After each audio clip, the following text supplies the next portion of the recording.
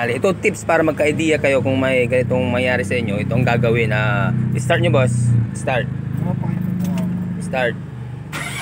Pag ganito, wala yung wala yung blower post, no? Wala po eh. Wala, di ba? Number 4. Wala rin. Pag ganito, dahil pagbabiyahe ka na walang blower, mainit. So ganito ang gagawin para magkaroon ng blower. Dito, punta ka sa ilalim dito sa passenger side.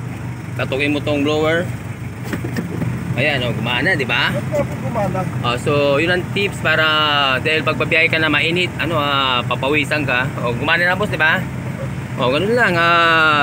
Yung mga yung may mga sasakyan, pag ganyan na mangyari sa inyo, punta lang sa ilalim, katukin nyo. Pero pag kinatok nyo, ayaw pa rin, kailangan ng palitan ng blower. Pero, boss, kailangan palitan na ng blower to pag, dahil may bumiyahe na walang aircon.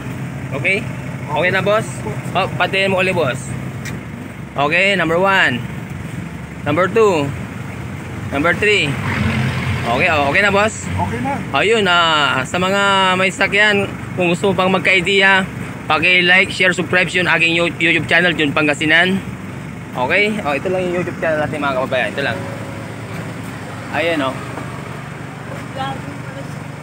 Okay?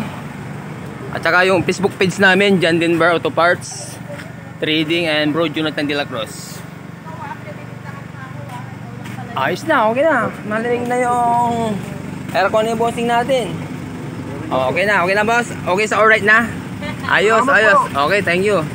Yung Philip, di ba? Tinanggal ko lang yung cover dito, mga kababayan. So ang gagawin mo na lang pag ganun na mangyari, katukin mo lang dito sa ilalim, boss. Ganun mo lang, Oo. Okay? Okay na, boss? Ayos na? Salamat po. Okay, salamat sa Diyos.